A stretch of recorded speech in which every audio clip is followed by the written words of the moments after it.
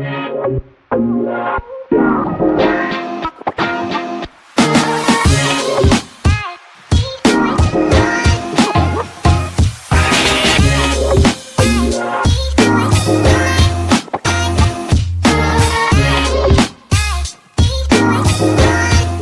à vous deux. Allô? Content de vous revoir. Ça fait déjà 3 ans qu'on se côtoie. Je vais commencer avec toi, Saraline. Ouais. Parce que t'as fondé la fondation digestive. Oui, exactement. Exact. Ben, pas toute seule, mais oui. C'est ça. Je sais que tu as beaucoup d'humilité. D'ailleurs, le dernier show au Château Frontenac, j'avais comme règle, dis pas que c'est moi seul qui a fondé ça. Mais quand même, je vais juste parler un petit peu rapidement de ton parcours parce qu'à la base, c'est ce qui nous lie les trois puis ce qui nous amène ici aujourd'hui. Tu as eu un diagnostic de cancer quand tu étais plus jeune. Oui, exact. J'avais 26 ans OK. quand j'ai eu mon diagnostic de cancer colorectal. Parfait. On va en reparler plus dans les détails tantôt. Puis par la suite, quand tu as passé à travers cette épreuve-là, tu trouvais que dans le chemin, il y avait beaucoup de zones d'ombre, beaucoup de tabous.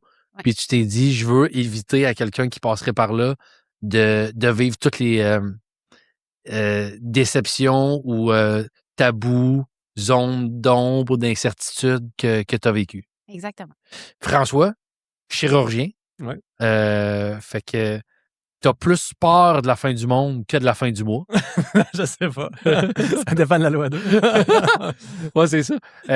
Chirurgien, t'opères principalement uniquement pour des cancers. Ben, notre groupe, là, c'est une surspécialité en chirurgie colorectale, fait que c'est surtout 80% de la pratique, c'est les cancers, les OK. cancers colorectaux. OK. Puis on fait d'autres choses aussi, tout ce qui est le système digestif, mais majoritairement, parce que c'est un cancer qui est ultra fréquent, Ouais. de plus en plus, fait qu'on est très occupé par le cancer colorectal, malheureusement. Je comprends. Fait que ce qui nous amène ici les trois aujourd'hui, c'est que bon, avec ta fondation, t'es pas seul, là, mais que t'as cofondé. François, chirurgien, donc t'as une expertise là-dedans. Puis là, moi, tu m'as engagé pour animer la soirée pour ramasser les fonds. Ça fait déjà 3 ans que je le fais avec vous autres. Fait que vous aviez le projet de faire un podcast pour sensibiliser les gens, démocratiser un petit peu, informer à la prévention hâtive. On va aborder plein de sujets. Mais est-ce que c'est vrai ce que je dis? Ben, exactement. On OK. veut en parler. Fait que de façon touchante, drôle, peu importe, mais c'est le but du podcast. Exactement. François, je commence avec toi. Là, moi, j'ai des réponses parce que ça fait 3 ans que j'anime la soirée. Mais j'essaie de me remettre dans mes conceptions que j'avais de ce cancer-là, dans ma tête. Puis je pense que peut-être les gens pensent ça. C'est un cancer colorectal qui touche plus les personnes très âgées. Ben, c'est majoritairement. Mais c'est vraiment être en train de vivre quelque chose depuis une dizaine d'années, même depuis 20 ans. C'est qu'avant, là, 5% des cancers colorectaux étaient chez les gens de moins de 50 ans. Fait que c'était quand même très, très rare. Ouais. Puis mes collègues qui sont un petit peu plus âgés, ils rappelaient quand ils étaient résidents ou quand ils étaient en début de pratique, quand il y avait une personne qui avait un cancer, qui avait 30 ans, 40 ans, tu sais, les gens en parlaient pendant 2-3 semaines. Là. C'est Ça marquait. C'était marginal, vraiment. Ouais. Alors que là, en Amérique du Nord, puis on le voit en Europe aussi, il y a une augmentation à chaque année.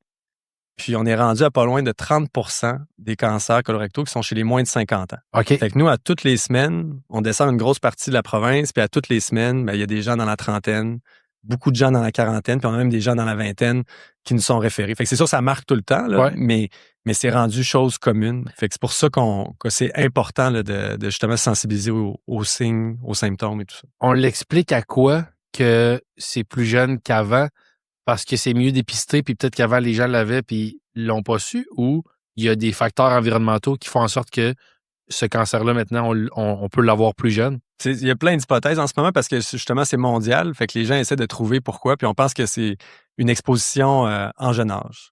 Il y a plusieurs facteurs de risque, là, mais ce qu'on voit, c'est les gens qui sont nés dans les années 70, 80. Mais là, c'est eux qui ont 40 ans, 30 ans, puis 90, mettons, là, mais c'est là qu'on voit une augmentation importante. Fait que est-ce que c'est une exposition aux antibiotiques quand on était jeune ou dans le ventre de la mère? Est-ce que c'est de l'alimentation? Est-ce que c'est de l'environnement? Mais on sait que c'est probablement un mix de plusieurs choses qui font que des gens qui étaient à risque, ben, ils développent un cancer à un âge où ils ne devraient pas en avoir. OK. En tant que chirurgien, médecin chirurgien, Moi, j'ai plein d'amis médecins, puis la question que je leur pose souvent, puis je vais te la poser, t'es utile, t'as une job qui est 100% utile, mais tu travailles aussi avec des drames. Quand tu vois sur ta table d'opération un patient, ça doit jamais être le fun. Ben, c'est le fun parce que tu veux l'aider à guérir, mais quand tu vois un patient qui est rendu justement, tu dis dans la vingtaine, est-ce que ça marque plus? Est-ce que ça te bouleverse de voir de plus en plus les patients jeunes avoir ce cancer-là? Ouais, ça change pas, honnêtement. Là, c'est sûr que j'adore mon travail, j'adore opérer, mais de voir des gens de cet âge-là avec un cancer, puis tout ce que ça implique. Puis on développe, on se voit beaucoup parce que c'est pas un traitement, on se voit, puis le lendemain, on t'opère. Il y a souvent beaucoup il y a de la chimiothérapie, de la radiothérapie, fait qu'il y a plein de suivis, plein d'imagerie, on réimage, puis on s'adapte vraiment. Fait que tu développes une relation avec ces gens-là, puis tu vois, ben, ils viennent avec leur conjoint, leur conjointe, des jeunes enfants des fois, fait qu'on en voit. Là. Fait que moi, c'est vraiment ça, puis on se met dans leur peau, puis tu te dis, dans la trentaine, tu es vraiment, tu commences ta carrière ou tu es en train de progresser, ta vie sociale, tu as des jeunes enfants. Puis là, tout est mis sur pause pour adresser ça. Fait que c'est pas juste l'impact sur la vie, mais aussi sur la qualité de vie, parce qu'il y a des impacts aussi. Puis moi, c'est ce qui me fait réfléchir beaucoup en ce moment, c'est de se dire, c'est fou, là, on opère les gens, on a des bons résultats, mais c'est une maladie, c'est un cancer que théoriquement, on pourrait prévenir au complet. Puis c'est comme une frustration un peu. Ouais. T'sais, on met ça coûte très cher, une chirurgie, une hospitalisation, la chimiothérapie, la radiothérapie, l'imagerie, tout ça, ça coûte super cher, ces traitements-là. Alors qu'un test de dépistage simple, si tout le monde était dépisté en temps opportun, ben, il n'y en aurait plus de cancer. C'est ça. C'est ça qui est fou. Moi, c'est ça qui me fâche un peu. Ben, c'est fâchant, mais en même temps, il y a de l'espoir parce que tu dis, ça peut se régler. Oui. La solution, elle existe et elle est simple. Oui, très simple. Mais présentement, c'est fâchant parce que toi, tu te ramasses à opérer des gens que tu n'aurais pas eu à avoir sur ta table d'opération. On est trop en réaction. C'est vraiment, on attend que la maladie soit là pour la traiter alors qu'on pourrait la prévenir. T'sais. J'y reviens, justement, c'est intéressant. Moi, j'ai appris ça avec mes 3 années à animer la soirée.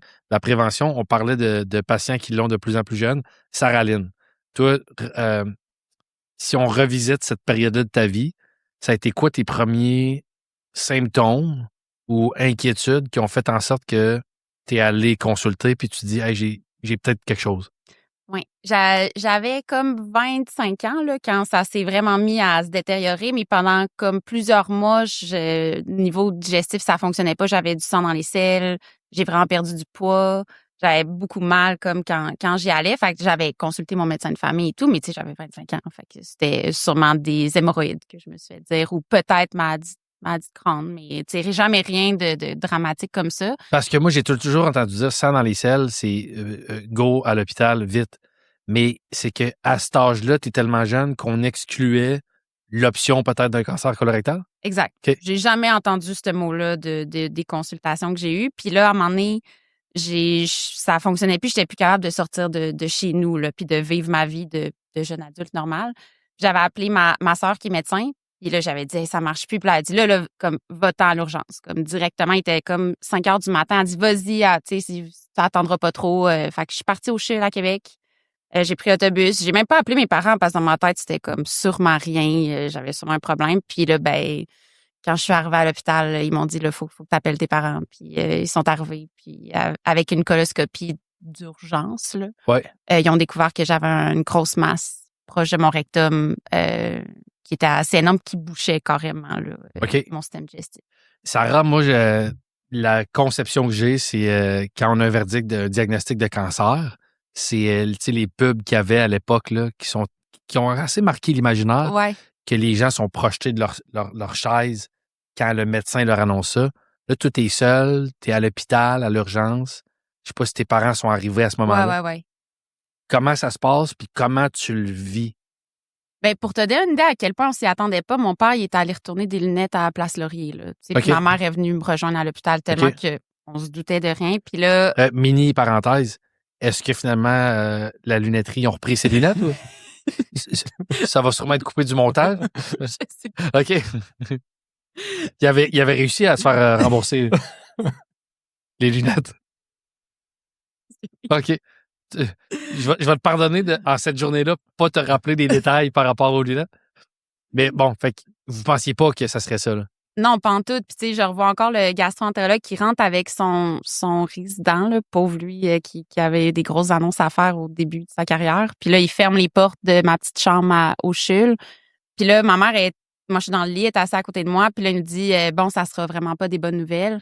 Puis là, tu sais, ma mère, elle a vraiment pris le lit d'hôpital parce qu'elle avait de comme perdre connaissance quand il a dit le mot cancer, là. Puis moi, j'étais complètement comme déconnectée, là. C'est un peu flou, comme cette annonce-là. Là. Mais j'imagine, puis je veux pas te faire aller à des zones où t'es pas à l'aise d'aller, mais c'est la pire nouvelle. Peut-être la pire nouvelle, c'est par rapport à un de tes enfants, là, tu sais, mais pour soi-même, de recevoir une nouvelle de cancer, c'est quoi? C'est une décharge d'adrénaline? Tu as des sueurs froides? T'oublies un peu ce qui se passe? Ben, j'imagine que tout le monde, comme réagit différemment, là, mais moi, j'étais complètement comme un peu déconnectée. Je me rappelle, ma première question, ça a comme été ben, je vais-tu mourir? J'étais comme vraiment froide par rapport à ça. Puis qu'est-ce qu'il a dit? Il a pas répondu, je pense. Je sais pas, François, dans des questions de même, je pense qu'ils sont mieux de pas dire. Ils peuvent pas te dire non, mais ils vont pas te dire oui non plus. Fait il a sûrement dit quelque chose du genre on va regarder les traitements, on va prendre le temps de regarder mon cas plus en détail. Là. Après, ils te laissent ils te prennent en charge tout de suite ou ils te laissent un petit moment avec ta mère d'encaisser le choc? J'ai aucun souvenir comme quand il est parti. Mon prochain souvenir, je suis montée à l'étage. Puis là, il m'avait gardé pour avoir d'autres tests, d'autres tacos et tout. Ouais. Puis là, il m'avait donné des activants, là, des calmants. Puis là, mon prochain souvenir, c'est tous mes frères et sœurs qui viennent me voir dans ma chambre d'hôpital. Là, que je dois comme l'annoncer. Là. OK. Fait que il y a comme je sais pas pourquoi je me souviens pas du tout, comme le moment entre l'annonce puis de revoir comme toute ma famille dans ma chambre d'hôpital. J'ai pas de souvenir de ça. Puis à partir du moment que dans les jours suivants, tout ça, c'est quoi le plan de match? Quand, bon là, c'est ça que t'as. Ouais. C'est quoi le chimio, traitement, opération? On te parle de quelles choses qui sont à venir dans ta vie? Ben la première chose, c'est je me fais référer à l'équipe dans laquelle François travaille. Fait que c'est d'attendre l'appel de mon chirurgien. Fait que c'est la prochaine étape. Moi, on est comme en attente pendant quelques jours. Ça avait adonné qu'un des chirurgiens de son équipe était au CHUL cette journée-là, puis qu'il avait vu sûrement que j'étais un gros cas, probablement. Fait que ça a été assez vite là, que j'ai été référée à Dr. Grégoire, dans le fond. OK. J'étais dans cette équipe. Je vais revenir à François un peu, justement. Tu disais que à l'époque, les collègues plus âgés, à l'époque, c'était marginal. Puis on en parlait pendant une couple de semaines, un patient qui a 25 ans, qui a un diagnostic de cancer colorectal. Aujourd'hui, tu dis que c'est un petit peu plus fréquent, mais ça doit quand même bousculer de dire « Ah! J'ai une femme de 25 ans que je vais opérer. » Comment tu abordes ça? Est-ce que vous réussissez à être la tête complètement froide puis dire, ben écoute, moi, je fais mon métier, tout ça, ou t'es quand même happé par des émotions de quelqu'un que tu connais pas, mais pour qui tu as une empathie, j'imagine. Comment ça se passe? Ben, t'as tout à fait raison, honnêtement. Je pense que quand on a une personne très jeune, on est un petit peu plus investi, peut-être un peu plus émotif, un peu moins objectif, mais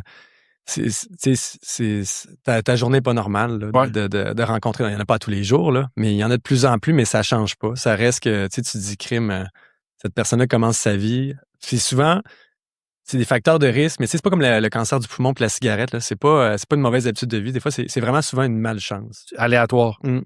Mais la meilleure façon de le faire, mais ça, c'est mon opinion, puis chacun ça. Mais moi, j'essaie d'être très optimiste. Puis c'est pas contrer des menteries. Mais je suis convaincu que quand tu attrapes le cancer colorectal à temps, puis même des fois quand il a fait des métastases et tout ça, on est encore. Le but, c'est d'être en mode curatif. Fait que j'essaie de. Puis comme tu le disais, Sarah, là, les gens, là, diagnostiquent cancer, on les perd. Fait que souvent, c'est démontré, là, ça a été bien documenté. Si on parle d'un cancer, une visite avec un médecin, les gens retiennent moins de 50% de ce qui a été dit. Ouais, c'est ça. Fait que tu essaies de juste cibler des messages importants. Puis leur dire qu'ils vont être accompagnés, ils vont être pris en charge chez une équipe. On personnalise les traitements à chaque personne, à chaque cancer, pour vraiment offrir ce qu'il y a de mieux. Là, il y a plusieurs options. Mais il n'y a pas de bonne façon, je pense. Puis, tu sais, dans les cours de médecine, dans notre formation, il y a beaucoup d'emphase qui est mis là-dessus, sur la communication. C'est super important. Mais au bout du compte, tu développes un peu ta recette. Puis aussi, il y en a qui sont plus à l'aise que d'autres, là. Mais c'est de développer une relation de confiance avec le patient. C'est super important. Ah oui. Je reviens à toi, à ton récit, Sarah-Lynne. Je veux poursuivre avec toi, François. Là, Sarah-Lynne a dit sang dans les selles. Si je te disais, c'est quoi les symptômes que quelqu'un peut avoir? Parce que c'est un peu tabou tout ça, là, tu sais. Ouais. C'est pas sexy. La maladie n'est pas sexy, mais je me rappelle, il y a eu des témoignages de gens qui ont été... C'est gênant de parler de ça. C'est gênant. Ah oui. Jouer dans ces selles, c'est pas des zones... c'est un peu tabou. Oui, 100%. Puis- Puis c'est encore plus pour les filles. Moi, je pense que c'est pas féminin parler de ça. Fait que t'as pas le goût d'en parler, tu le caches.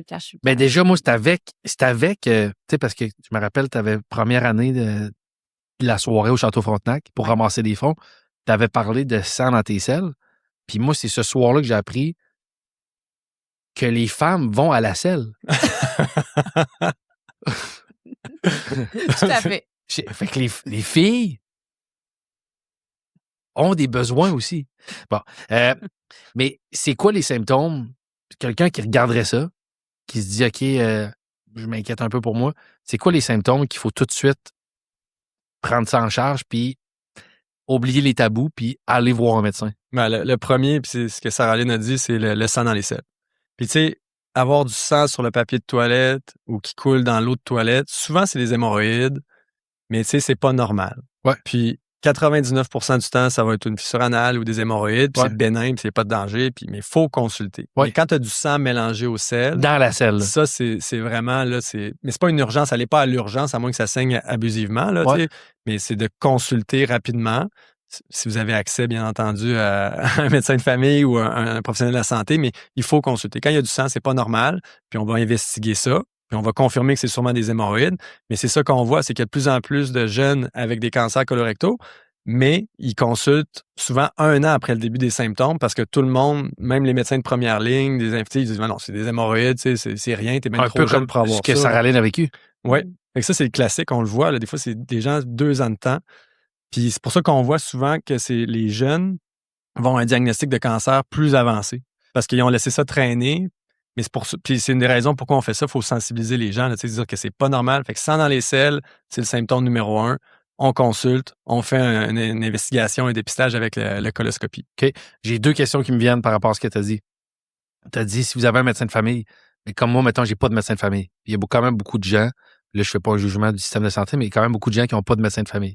Sinon, tu vas à une clinique médicale générale, puis un médecin avec ou sans rendez-vous, même si c'est pas ton médecin qui t'a jamais vu, il est capable de t'aider puis de te faire un bon suivi pour avoir le bon dépistage. Ben exact, c'est ça. Parce que quand tu as du sang dans les selles, tu vas directement en coloscopie.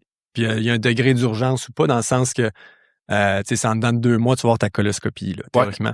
Fait que c'est de consulter soit au sans rendez-vous. Il y a le GAP aussi qui vont pouvoir vous orienter, mais notre rêve, nous, c'est vraiment de mettre en place un système de dépistage où tu n'as pas besoin de médecin de famille. Ouais. Tu remplis un questionnaire, tu as des symptômes, tu as des changements du calibre, la fréquence des selles, tu as eu du sang dans les selles surtout, ben, tu devrais être automatiquement dirigé vers la bonne prise en charge. Là, sans médecin de famille, je pense. Je comprends. Ça serait super simple de faire ça numérique, avec ce qui se passe en ce moment, avec les technologies qu'on a. Il faut juste réussir à l'intégrer. Fait que ça, c'est une autre de nos missions. On veut essayer de développer ça avec le ministère puis Santé Québec.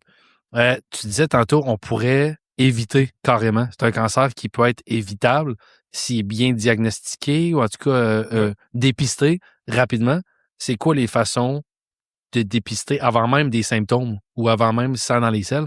Ce serait quoi la solution pour que ce cancer-là qui n'existe plus pratiquement? Ben ce qui est fou, c'est que la majorité des cancers de l'intestin, ils n'ont pas de symptômes. Fait que c'est pas tous les cancers qui vont saigner. Des fois, quand ils commencent à avoir du sang, c'est que c'est un petit peu plus avancé. Ouais. Alors qu'au début, ben un cancer très précoce, qui est à ses débuts, ben il n'y aura aucun symptôme, pas de changement dans les selles. Ça dépend, il est situé où dans l'intestin aussi. C'est pour ça que le dépistage, c'est ce qui est génial, c'est parce que tu vas diagnostiquer avant qu'il y ait des symptômes, donc tu l'attrapes très tôt. Puis encore mieux, le cancer de l'intestin, ça commence avec une forme précancéreuse, c'est les polypes. Oui. On dit, fait que dans le fond, le cancer de l'intestin, ça commence avec une cellule anormale qui réussit à passer là, outre les systèmes de défense de notre corps, puis qui se multiplie, puis qui répond plus au signal. Fait que c'est une cellule qui est complètement folle, elle se multiplie, puis là, ça forme éventuellement un polype. Le polype continue d'avoir des mutations, de se développer, de grossir, puis éventuellement, ça se transforme en cancer invasif. Ça veut dire qu'il peut se répandre ailleurs. OK. Fait que ça se fait sur 10 ans.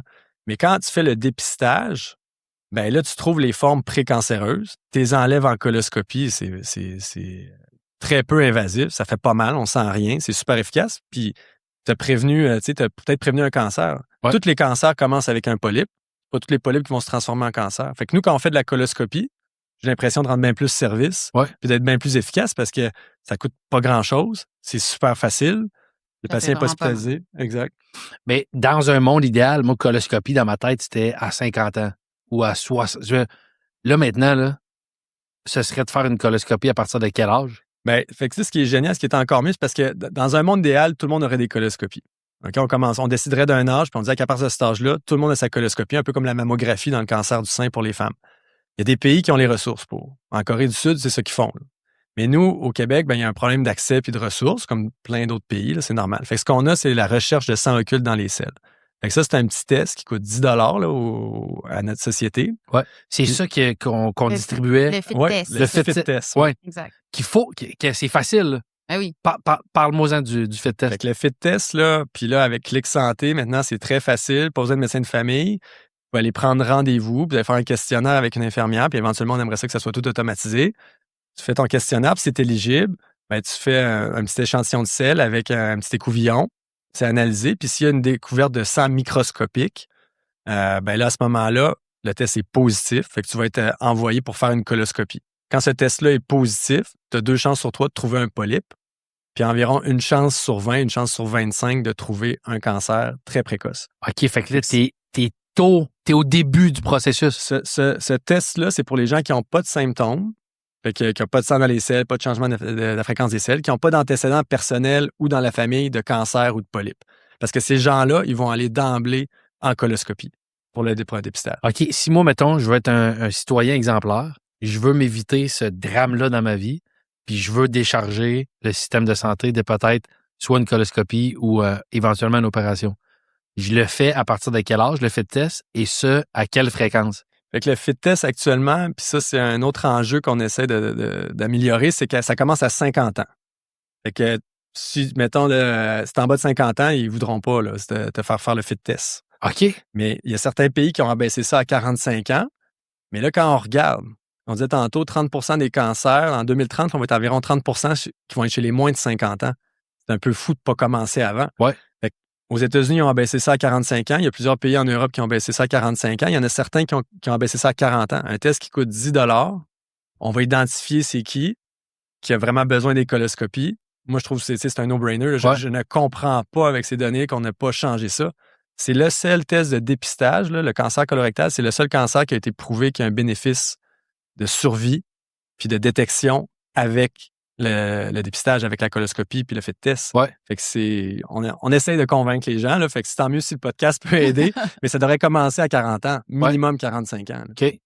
J'ai 44, je suis excité. Dans un an, on peut s'arranger. J'en ai un encore, mais justement, j'aurais dû l'utiliser. Mais parlons-en, OK? Justement, c'est tabou. Là, il y a des mots, fit test, ça. C'est quoi le fit test? Allons-y, là. Qu'est-ce que je fais? J'ai 50 ans, je veux faire le fit test. C'est un prélèvement de sel que je prends et que je vais porter à quel endroit? Ben fait que c'est justement là actuellement, ils veulent pas le faire. C'est pas n'importe qui peut aller chercher un fit test puis le faire. Fait que faut que tu prennes rendez-vous sur Clic Santé. Fait que ça c'est très très simple. Là. C'est vraiment bien fait sur le site. Prends rendez-vous, tu vas rencontrer un ou une infirmière.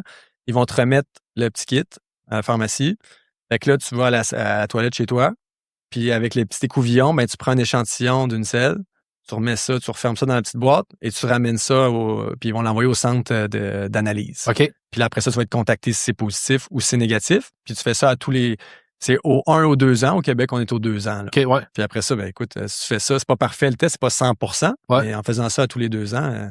On vient d'enlever une méga batch de gens. Puis nous, on le voit là parce que l'an passé, on avait fait une campagne pour justement sensibiliser les gens en mois de mars pour le cancer colorectal. Puis là, il y a vraiment eu un afflux de gens qui sont allés se faire dépister. Ouais. Fait que là, on faisait des coloscopies, puis c'était tous des gens qui avaient des fit tests positifs. On enlevait des polypes, là, des polypes avancés. On trouvait des petits cancers très précoces. Ouais. Fait que c'est pas L'impact discutable. est là, là. là. L'impact est immense. C'est malade. Ouais, c'est complètement fou. C'est pour ça que je comprends pas pourquoi on change pas ça. Puis la question des ressources, ça a été prouvé, là. Tu sais, économiquement, c'est beaucoup plus payant de prévenir. Ça va coûter beaucoup moins cher au système de santé, à la société, si on prévient, que si moi, je fais des opérations à temps plein, puis que les gens ont de la chimiothérapie, de l'immunothérapie, de la radiothérapie. Là, c'est un peu, si je fais un petit parallèle boiteux, mais tu sais, c'est comme récemment, j'ai eu une petite fissure dans mon pare-brise. Elle est encore réparée. Il injecte je sais pas quoi, puis ça me coûte moins de 100$. Le pare-brise est bon. C'est comme un pare-brise neuf. Si tu le laisses aller, puis que tu fais un peu de déni, tu changes le pare-brise au complet, puis il te coûte. Exactement, 5, mais même 6, pour 700 les. pareil.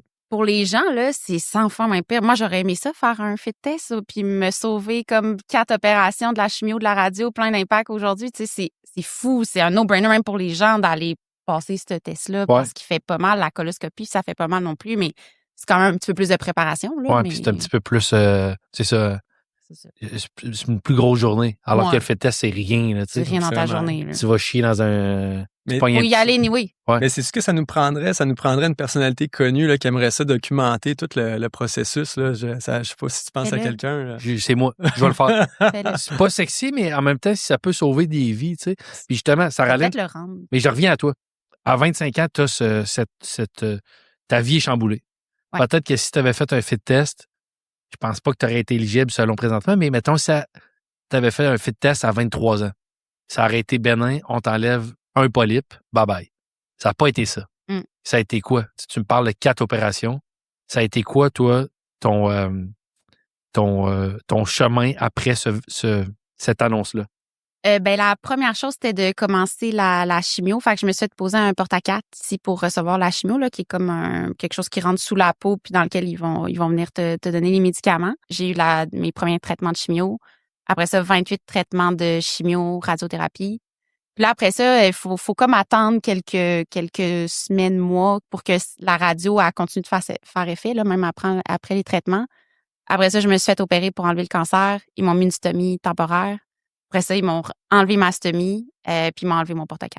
Là, après ça, j'avais fini. Là, t'es... Ça, c'est 1 an, mettons. OK. Puis c'est à partir de quel moment que tu es considéré comme en, je sais pas c'est quoi, rémission ou guéri? Ou c'est quand dans ta vie que c'est derrière toi, ça? Ben moi, la pathologie a donné des bons... J'ai vraiment bien réagi là, au traitement. Fait que j'avais pas de...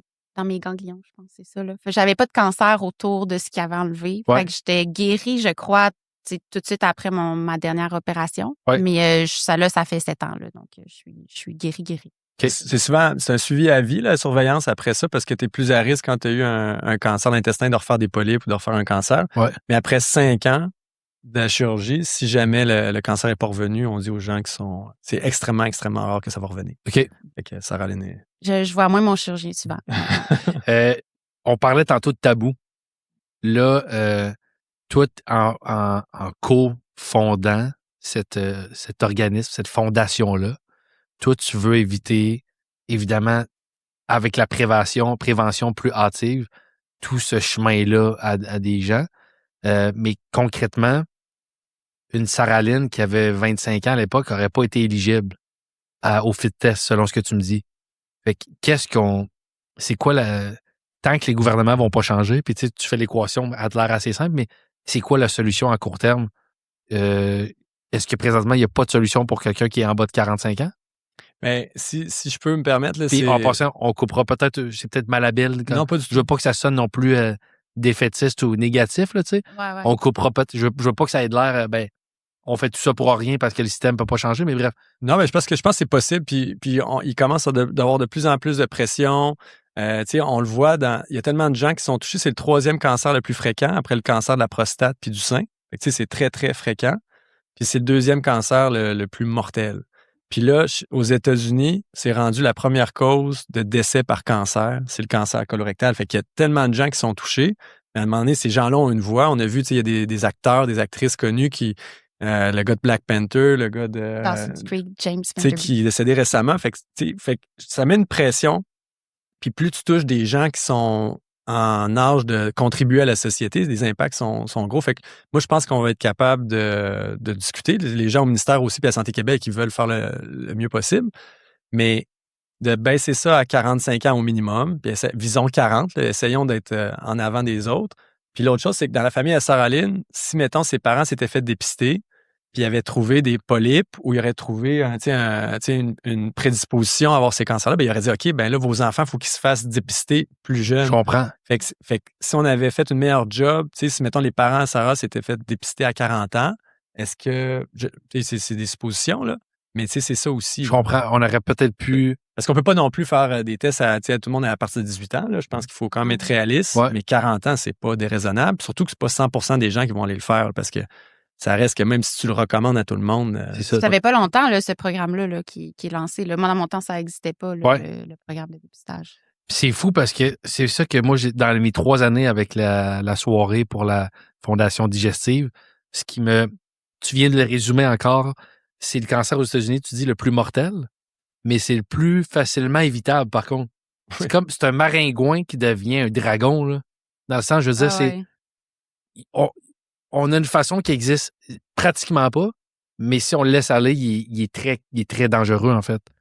Fait que c'est pour ça que je suis content qu'on en parle puis que les gens aient peut-être plus ça en tête, détabouiser, justement. D'ailleurs, j'avais fait un petit vox pop avec vous cet été. Ouais. Puis c'est rendu, je pense qu'il y a des signes que ça se détabouise un peu. Il y a même des influenceurs, influenceuses avec une stomie. Oui. Ça a même un nom. Je ne me rappelle plus c'est quoi, mais ils ont des noms. C'est. Là, je pourrais pas te faire. Fuck, qu'est-ce que elle me l'avait dit. Sophie? Oui. Je sais pas c'est quoi. Le nom de Ils ont des noms. Tu sais, des influenceuses qui ont une stomie. Il y en a, là, qui montent leur stomie en maillot et tout, là, qui normalisent, mais je sais pas c'est quoi le nom. Normaliser la stomie, puis c'est comme. Tu sais, comme mettons les. En tout cas, c'est pas grave, mais on voit plus de gens qui ont été atteints de ce cancer-là, des gens qui ont certaines séquelles, dont justement la stomie. Ouais. Toi, t'as plus de stomie? Non, moi, ils me l'ont enlevé. Okay. C'était temporaire. OK. Fait que ils me l'ont rapouté. Est-ce que c'est quelque chose, lorsque tu as le cancer comme Sarah-Lynn, as-tu plus de risque de devoir vivre avec une stomie le restant de tes jours, ou tu as quand même un bon pourcentage de gens qui peuvent être qui l'ont pu, en fait? Donc, les stomies, souvent, c'est pour les gens qui ont le cancer au niveau du rectum. Le rectum, c'est les 15 derniers centimètres là, avant l'anus, la sortie. Oui. Fait que souvent, quand c'est là, il va souvent y avoir une stomie temporaire pour protéger la connexion, la chirurgie. Ouais. Des fois, même quand c'est très, très près de la sortie, puis ça envahit les muscles, la continence, les sphincters, des fois, on peut même pas rebrancher. Ouais. Fait que là, ça prend une stomie, un sac permanent. Puis ce qu'on voit chez les jeunes, encore une fois, je reviens tout le temps à ça, mais les moins de 50 ans, il y a une augmentation des cancers de l'intestin, mais c'est surtout au niveau du rectum. OK. Fait que c'est clair qu'il va y en avoir... puis il y a beaucoup, beaucoup, beaucoup de gens qui ont des stomies, puis on l'ignore, on le sait pas, ça paraît pas non plus. Là. Ouais. Mais il y en a beaucoup. Tu parlais tantôt, François, de le cancer du poumon. On associe ça beaucoup à la cigarette. Et puis, y a-tu des choses dans notre hygiène de vie qu'on peut faire pour être moins à risque pour ce cancer-là? Je me rappelle dans les petits vox pop qu'on a fait cet été, puis là, je ne vais pas dire des choses erronées, mais viande rouge, ou y a-tu des choses dans notre hygiène de vie qu'on peut faire pour avoir le moins de risques possible d'avoir un cancer colorectal? Oui, mais première chose, c'est si on regarde l'alimentation, une diète qui est riche en fibres, fait que des fruits, des légumes, ça combat, ça prévient, ça diminue les chances de développer un cancer, alors qu'une diète qui est pauvre en fibres. Beaucoup de produits transformés aussi, là, fait que tous les produits emballés qu'on voit à l'épicerie qui sont faciles d'accès, mais c'est sûr que ça augmente. Il y a une association, il n'y a pas une cause directe, mais ça augmente les chances de le développer. La viande rouge, après ça, la cigarette, l'alcool, la sédentarité. Fait que c'est important d'être tout ce qui augmente l'inflammation dans le corps. Là, le syndrome métabolique comme le diabète ou les gens, il y a une augmentation de l'inflammation dans le corps, puis ça prédispose à développer des cancers. Fait que d'être actif, de bien s'alimenter, c'est déjà un gros, gros, gros plus. Fait que c'est super important. Puis nous, je pense quasiment le métamucil, c'est des fibres, là, c'est des suppléments de fibres. Là. Fait que même si vous mangez plein de légumes puis de fruits, il n'y a rien de mieux pour la santé. C'est bon pour la santé digestive, les fibres. Fait que vous pouvez prendre des suppléments de fibres en pharmacie, c'est en vente libre. Moi, je le recommande. Ouais. Puis justement, on avait écrit à Procter & Gamble, là, puis ceux qui vendent le Métamucil, là, mais on aimerait vraiment ça, qui nous Comment dire, toi? This is a request. Ah ouais? Ça serait génial. Non, mais vraiment, il n'y a rien de plus simple. Ouais. C'est pas un médicament, tu sais, fait que moi, en tout cas, manger des fibres, puis on le voit, tu vois, moi, c'est drôle parce qu'on était on présentait dans un congrès en Europe. On était super bien reçus. Puis là-bas, tout le monde vapote, ça fume. Après ça, tu manges juste des charcuteries, de la viande rouge. Là. Puis c'est tout des chirurgiennes colorecto. Ouais. Puis là, moi, je sais qu'est-ce qui se passe. Mais je pense qu'il y a vraiment une différence avec l'Europe aussi sur le produit. Tu sais, le produit est frais. Là, tandis c'est que ça. dans l'Amérique du Nord, mais je pense que malheureusement, notre produit est pas mal transformé. Ouais, c'est ça. Fait que il y a clairement cette cause-là, cette association-là. Est-ce qu'il y en a plus de cancers colorectaux en Amérique qu'en Europe? Je pense que oui, mais il y en a beaucoup, beaucoup en Europe. C'est pas mal les mêmes statistiques. Je dis colorectal. On ne l'accorde pas, là? Ben, si c'est au pluriel, oui. Là, mais... OK, ouais, c'est bon. Je pense. Parfait. Mais le cancer colorectal, il y en a beaucoup en Europe aussi. Mais, tu sais, les gens, tu sais, j'imagine qu'il y a des facteurs de risque peut-être un petit peu différents là-bas d'ici. Mais clairement, notre alimentation en Amérique du Nord, c'est pas parfait. OK. T'es quand même quelqu'un, puis je sais que t'es très mal avec les compliments. Tu ressembles un peu à moi. Puis je ne vais pas te faire là, ton hommage ou ton éloge, mais il reste que t'es une jeune femme qui a eu ce verdict-là, diagnostic de cancer, opéré plusieurs fois. Là, c'est derrière toi. Mais tu n'as pas voulu en rester là. Qu'est-ce qui t'a poussé, ultimement, à vouloir créer tout ça? Co-fondé, mais tu voulais t'impliquer. Vous avez ramassé déjà des centaines de milliers de dollars à chaque année pour la prévention, pour justement là, des choses comme on fait présentement. Qu'est-ce qui a fait en sorte que tu as voulu t'impliquer autant? Bien, ça s'est comme fait graduellement, là, mais tu sais, quand j'ai vu la lumière au bout du tunnel, puis là, je voyais que j'allais être guérie, je voulais faire comme un cancer-free party avec mes amis. Fait que là, je voulais... Parce que tu as quand même des restrictions là, quand tu es malade, de choses que tu peux faire ou pas faire. Fait que là, je voulais tout faire ces choses-là. Puis, je suis allée au IGA avec ma mère, puis il y avait un monsieur qui... puis à ce moment-là, j'avais encore ma stomie. Puis il y avait un monsieur qui ramassait des fonds pour les personnes qui ont des stomies puis qui n'avaient pas les sous pour payer l'appareillage. Parce que le gouvernement, il rembourse une partie de l'appareillage de stomie, mais pas tout. Fait qu'il faut que tu débourses de ta poche. C'est quoi l'appareillage? C'est le sac, dans le fond. Okay. Puis tout ce que ça prend pour avoir la stomie, là, le sac, la colle, tout. Okay. Dans le fond, il faut que tu le payes. Ouais. Le gouvernement, il rembourse une partie. Ouais. Fait que lui, il ramassait des fonds là, pour les gens qui ont moins de sous puis qui peuvent pas se payer là. Puis là, ça me comme... Tu sais, moi, ma stomie, là, quand je voulais la changer après 2 jours, je pouvais me permettre d'avoir autant de sacs que je voulais. Là. J'avais l'aide financière que j'avais besoin. Puis là, je m'imaginais des gens que faut qu'ils l'étirent. Imagine, là, t'as ta stomie, là, ça ramasse tes selles, puis là, t'as pas les sous, fait qu'il faut que t'étires ton sac maximum. pendant plus de jours que t'es censé. Là, d'habitude, c'est comme aux 3 à 5 jours. Imagine, il faut que tu le gardes 7-10 jours. Là. Fait que lui, il ramassait des sous pour ça, le petit monsieur. Puis là, on dirait que ça m'a comme vraiment joué dans la tête après. Puis là, je me suis dit, dans le fond, j'ai vraiment été chanceuse. Moi, j'avais mon conjoint, j'ai une grosse famille, mes amis, j'avais full de support. J'ai jamais eu à me soucier du côté financier pendant mes traitements. Fait que là, c'est là que ça a commencé à tourner dans ma tête qu'il fallait peut-être faire d'autres choses, vu que je me trouvais que j'avais été vraiment chanceuse, je trouvais, dans mon parcours. Juste, puis là, c'est devenu gros. Tu sais, moi, j'en ai animé là, des levées de fonds pour plein là, de types de maladies, cancers, prévention de telle affaire, des tournois sportifs, peu importe, j'en ai fait plein. J'ai rarement vu une soirée aussi bien ficelée que la soirée. Ça fait déjà 3 ans. Ouais. Au Château Frontenac, avec beaucoup de gens, bien organisés.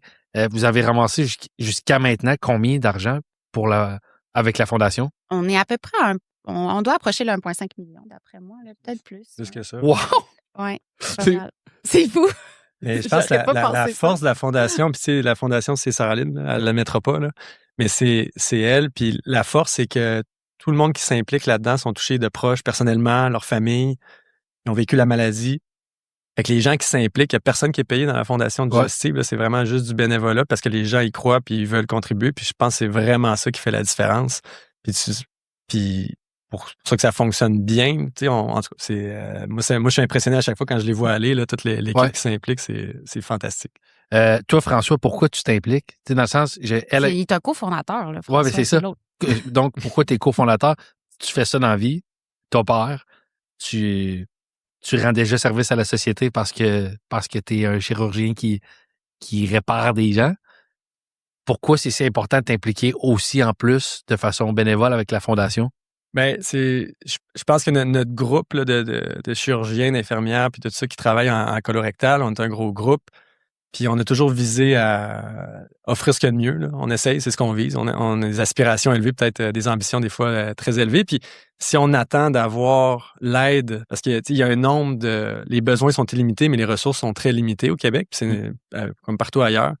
Fait qu'il fallait trouver un moyen, si on veut offrir, de faire un peu plus. Ouais. Puis c'est le moyen de le faire. Puis ce qu'on voit aussi au Québec, c'est que les gens sont très généreux. Là. Je pense qu'il y a une culture qui est en train de s'installer, de vouloir redonner. Ouais. Il y a un peu plus de richesse qu'avant aussi.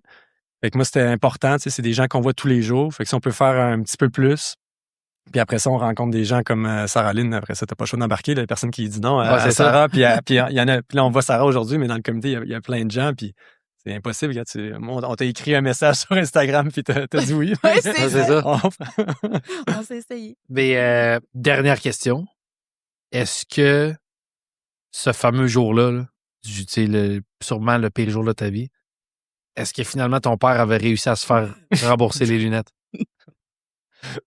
Je vais lui demander, je vais le texter, puis je vais lui demander, voir, mais je sais pas. Tu le disais, là, François, Sarah Lynn, elle le dira pas, mais c'est sûr qu'elle a l'aide de toi et plein d'autres qui ont embarqué dans la Fondation. Mais Sarah Lynn, elle a eu l'idée de ce projet-là.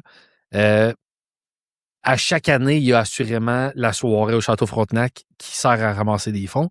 Quelqu'un qui est touché par ça, quelqu'un qui veut faire un don, quelqu'un qui veut s'impliquer, qui n'est pas dans la région de Québec, qui ne pourra peut-être pas acheter un billet pour être là à la soirée au Château Frontenac. De quelle façon on peut aider la Fondation de façon monétaire? Ben, il y a en faisant des dons, c'est sûr. Fait que c'est en allant sur fondationdigestive.ca, sur nos réseaux, Facebook, Instagram, peut-être TikTok à un moment donné. Fait que en partageant même, tu sais, si des gens qui nous écoutent puis qui n'ont pas de sous, là, ben, partagez, likez, commentez nos posts, ben, on en parle. Fait que tu veux pas, il y a peut-être quelqu'un qui va écouter notre podcast puis qui va se dire, crème, faut que j'aille le faire, mon fit test ou autre. Ouais. Fait que, oui, monétaire, mais juste parler de la cause aussi, ça fait vraiment un impact. Puis sinon, la soirée, qui je pense la plus grosse source de levée de fonds, ouais. C'est souvent à chaque automne. 25 septembre. Encore cette année, ouais. 25 septembre. Es-tu dispo? Ben, je pense que je suis là. Okay, je ne veux pas parler. Il me semble que je suis là. OK, ben en tout cas, en septembre, si quelqu'un est dans la région de Québec, ouais. C'est une soirée qui est incroyable. Ben déjà, un souper au Château Frontenac qui est hallucinant. Mm-hmm. Après, il y a plein de façons de ramasser des fonds. Il y a entre autres un encan avec des superbes, des voyages. Des tirages de bouteilles de vin. Oui, exactement. Ouais. Mais quelqu'un qui voudrait acheter, on peut aller à cette soirée-là? Ben oui. Les billets vont être en vente probablement fin mai, début juin. Donc, tous les détails, encore une fois, sur fondationdigestive.ca. C'est pas super. Merci infiniment à vous deux. Merci à toi. Vous êtes inspirants tous les deux à votre façon. Un de vous deux est un peu plus joli que l'autre, mais les deux, vous êtes inspirants égal à votre façon. Merci infiniment. Est-ce qu'il y a un mot de la fin que vous voulez ajouter qui n'aurait pas été dit? Parlez-en. Je pense qu'on va le laisser là-dessus. Il faut en parler du cancer colorectal, des maladies digestives en général. Mais en fait, moi, si je vais voir, en tout cas, fit test, mon frère a 52. Okay. Ma soeur a 48. Ça sent bien. Je vais essayer de convaincre tous les jeunes, mes chums qui viennent d'avoir 50 ans, je vais convaincre tous mes chums qui se qualifient. Ben, c'est un cadeau qui vaut 10$, mais qui peut valoir la vie. C'est comme un billet célébration. Ça se peut que tu donnes rien, mais ça se peut que tu donnes des millions. Mais ça coûte rien, là, le fit test. Hein, vous ne payerez pas, c'est juste ça coûte ça à la société. C'est vraiment, c'est pas un test qui coûte cher, mais c'est clair, on va tous à la toilette. Là. Ouais. Tout le monde va à la toilette. Fait que s'il y a des changements, des choses pas normales, c'est pas normal, il faut en parler. Il ne faut pas être gêné. Merci beaucoup. Merci à toi.